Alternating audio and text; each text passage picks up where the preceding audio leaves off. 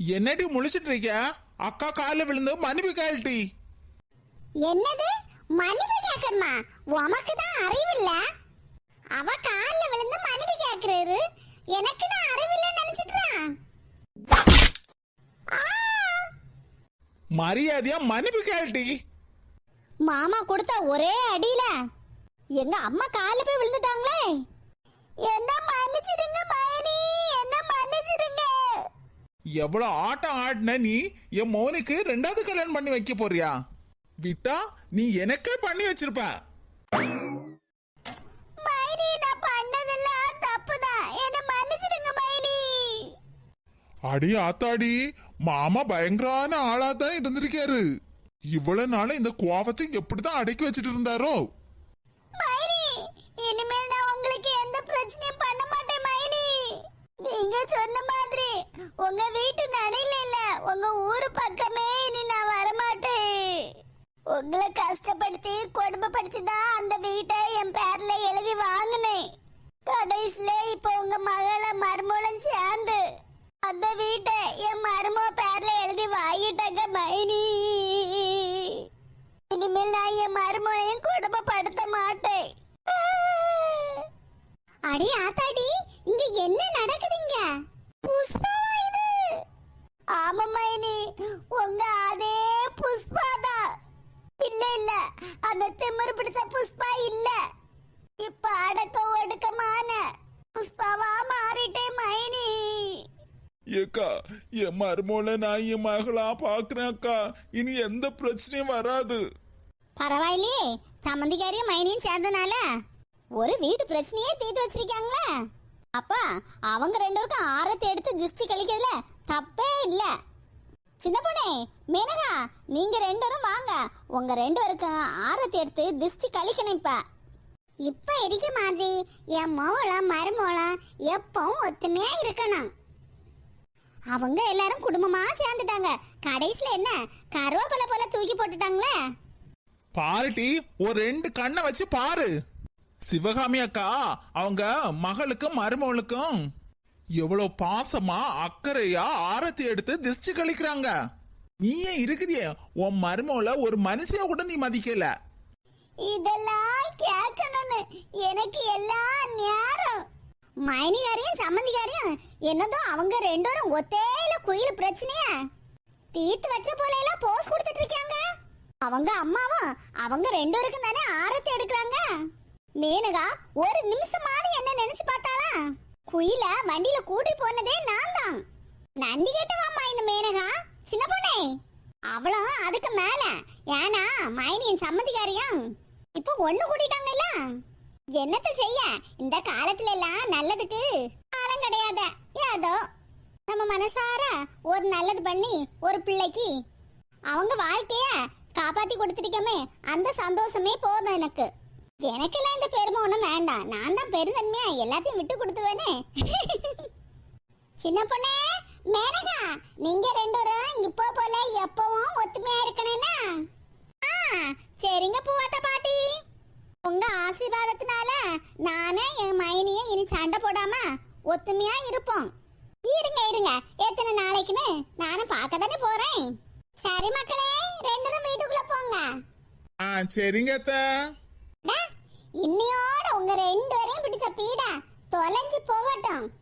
பீட தொலைஞ்சு போட்டுன்னு சொல்லிட்டு சிவகாமி பாட்டி என்ன பார்த்த போல இருக்கு.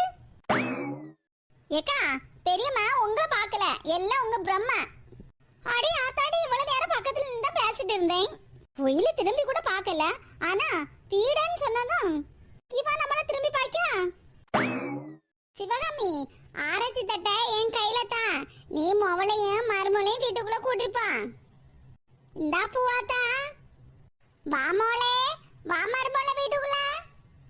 என்னடி இன்னும் பார்த்துட்டே நிக்க? வீட்டுக்குள்ள போ. நான் வீட்டுக்குள்ள வர மாட்டேன். ஏட்டி, வீட்டுக்குள்ள வான்னு சொல்லிட்டு இருக்கேன்ல. இல்ல, வரவே மாட்டேன். எல்லாருக்கும் முன்னாடி வச்சு என் மைனி கால்ல விழுந்து மன்னிப்பு கேட்க வச்சு என்ன அசிங்கப்படுத்திட்டீங்கல்ல. நான் வீட்டுக்குள்ள வரவே மாட்டேன். நான் போறேன். போ, எங்கேயாவது போய் தொலைஞ்சிரு. இவ எல்லாம் மனுஷன்னா நான் பேசலாம், அரைக்கிட்ட போய் என்ன பேச? சே, எப்படி இந்த என்ன எப்படி மாத்தி போட்டாரு மனுஷா.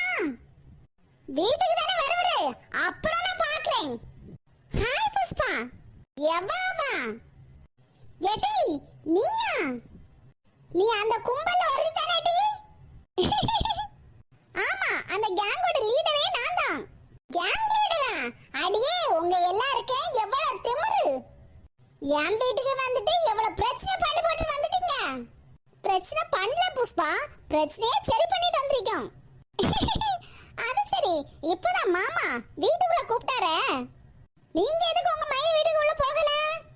அது அது வந்து எனக்கு வீட்டுக்குள்ள போக பிடிக்கல. நோ நோ நோ, அது இல்ல காரணம், எல்லாம் எனக்கு தெரியும். எங்க நம்ம வீட்டுக்குள்ள போனா எல்லாரும் சேர்ந்து நம்ம தூக்கி போட்டு மிதிப்பாங்கன்னு அந்த பயத்துல தானே போகல. எல்லாம் எனக்கு தெரியும். சொல்லுங்க புஷ்பா, நான் சொன்னதெல்லாம் கரெக்ட் தானே? அட ஆமா, என் மனசுல உள்ளதை எப்படி நீ கரெக்டா சொன்ன? அதான் நான் ஏற்கனவே சொன்னேன்ல, நான் தான் கேங் லீடர்னு. எல்லாம் எனக்கு தெரியும். இவ்வளவு நாளா என் பேச்சை கேட்டுட்டு ஒரு மூலையில் இருந்துட்டு இருக்கிற புருஷை ஒரே நிமிஷத்துல இப்படி மாறுவாருன்னு நான் கனவுல கூட நினைச்சு பார்க்கலையே. அடுத்த அடுத்த என்ன வாங்கின அடிக்கெல்லாம் சேர்த்து வீட்டுல போய் ரெஸ்ட் எடுக்க வேண்டியதா. புள்ள பூச்சிகளுக்கெல்லாம் கொடுக்கு முளைக்கணும். நான் என்ன கனவா கண்டேன்? புஷ்பாண்டி, புள்ள பூச்சின்னு நீங்க சொன்னது உங்க புருஷனு தானே? ஆமா, அந்த மனுஷனே தான் சொன்னேன். என்ன பண்ண நாய், கடைசில என் நிலைமை இப்படி ஆயிட்ட. வீட்டுக்குள்ள எல்லாரும் போனாங்களா? ஒரு வார்த்தை என்ன வாணி யாராவது வீட்டுக்குள்ள கூப்பிட்டாங்களா? 4 முடி சுபத்ராகேன்னா மதியாத வாசல ஒரு நாளும் நான் மிதிக்கவே மாட்டேன். ரொம்ப நாளைக்கு அப்புறம் இப்படி குடும்பத்தோட எல்லாரையும் பார்க்கிறது எவ்வளோ சந்தோஷமா இருக்கு தெரியுமா? ஆமா, நான் என்னைக்கு அந்த வீட்ல இருந்து கிளம்பி வந்தேனோ அன்னையில இருந்து உங்க யாரையுமே நான் பார்க்கலையே. என்ன மன்னிச்சிடக்கா, எல்லாத்தையும் காரணம் நான் தான். இந்த தைரியம் எனக்கு அன்னைக்கு இருந்திருந்தா அவகிட்ட நான் இதே போல பேசியிருப்பேன் இல்லக்கா. உங்களுக்கு இந்த நிலைமையே வந்திருக்காது இல்லக்கா. அட நீ வேற தம்பி, அதெல்லாம் மறந்து நான் எத்தனையோ வருஷம் ஆயிடுச்சு. நான் இப்ப பழசெல்லாம் நினைச்சு பாக்குறதே இல்ல. நீ சும்மா சும்மா மன்னிச்சிருன்னு கேட்டுட்டே இருக்காத, எனக்கு கஷ்டமா இருக்கு. அதுக்கு இல்லக்கா, 2 பிள்ளைங்களையும் கூப்பிட்டுட்டு நீ தனியா வந்த இல்லக்கா, எனக்கு மனசுக்கு ரொம்ப சக்கடமா இருக்கு பாத்திக்கா. தம்பி, அந்த 2 பிள்ளைங்களும் நல்லா வளர்ந்தெடுத்து கல்யாணம் பண்ணி இப்ப குடும்பமா இருக்காங்க. சும்மா பழசே நினைச்சு வருத்தப்பட்டுட்டே இருக்காத. நானு எல்லாத்தையும் மறந்துட்டேன், அதே போல நீயும் எல்லா விஷயத்தையும் மறந்து, சரியா? நீங்க சொன்னா சரிதான்க்கா. ஆமா, எங்க என் சம்மந்திக்காரியா ஆளை காணல? அக்கா, அவ வீட்டுக்கு போறேன்னு கிளம்பிட்டாக்கா. சரி போட்டோம். குயிலு, உன் பிரச்சனை எல்லாம் சரி பண்ணியாச்சு. இப்போ உனக்கு சந்தோஷம் தானே? பெரியம்மா, என் பிரச்சனை எல்லாம் சரியாயிட்டு. ஆனா என்ன மக்கா ஆனான்னு இழுத்துட்டு இருக்கே, என்னன்னு சொல்லு.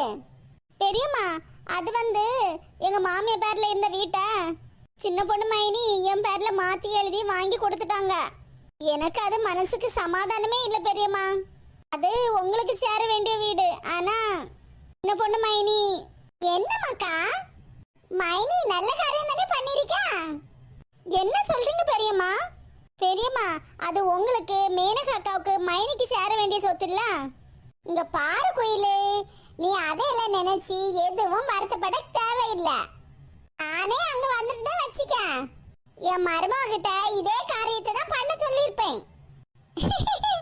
என் மருமவா என் ஸ்தானத்துல இருந்து நான் நினைச்சதா செஞ்சுட்டு வந்திருக்கேன். என்ன பெரியம்மா சொல்றீங்க? ஆமாக்கா, சொத்து என்ன பெரிய சொத்து. எப்ப வேணாலும் சம்பாதிச்சுக்கலாம். மனுஷனை சம்பாதிக்க முடியுமா? நான் என்னைக்கு அந்த வீட்டை விட்டு வந்தனோ அன்னையில இருந்து எனக்கு அந்த வீடு அவசியமே இல்ல மக்கா. குயிலு, என்னாச்சு மக்கா? நல்லா தானே பேசிட்டு இருந்த, எதுக்கு திடீர்னு அழுக? வீட்டை உன் பேருக்கு மாத்தியாச்சுல்ல, அதனால உன் மாமியார் ஏதாவது சொல்லுவான்னு கவலைப்படுத்திய மக்கா? எங்க மாமியார் ஏதாவது சொல்லுவாங்கன்னு அழலக்கா. அவ எதுக்குமாக்கா இப்படி அழுதுட்டு இருக்க? பெரியம்மா, எனக்கு கல்யாணம் முடிஞ்ச புதுசுல எங்க மாமியார் எப்ப பார்த்தாலும் என்ன திட்டிட்டே இருப்பாங்க. எனக்கு ரொம்ப சங்கடமா இருக்கும். எங்க அப்பா கிட்ட போய் நான் சொல்லுவேன். எங்க அப்பா வந்து என் மாமியார் கிட்ட ஏன் என் பிள்ளை போட்டு எப்பவும் திட்டிட்டே இருக்கீங்கன்னு கேட்பாரு. அன்னைக்கு என் மாமியார் என் அப்பாவை ரொம்ப அசிங்கப்படுத்தி திட்டி அனுப்பி விட்டுட்டாங்க. அதுக்கப்புறம் எங்க அப்பா இதுவரை கூட எங்க வீட்டுக்கு வரல. எங்க அப்பா வந்து கேட்டுட்டு போற பிறகு எங்க மாமியார் என்ன கொடுமைப்படுத்தாத நாளே கிடையாது. ஒவ்வொரு நாளும் என்ன கொடுமைப்படுத்திட்டே தான் இருப்பாங்க. ஒரு நேரம் இருக்க விட மாட்டாங்க. ஒவ்வொரு நேரமும் ஒவ்வொரு வேலையா வாங்கிட்டு இருப்பாங்க. ஆனா நான் எங்க அப்பா கிட்ட எந்த கஷ்டத்தையுமே நான் சொல்ல மாட்டேன். என்ன வேலை வாங்குறாங்கன்னு எல்லாம்.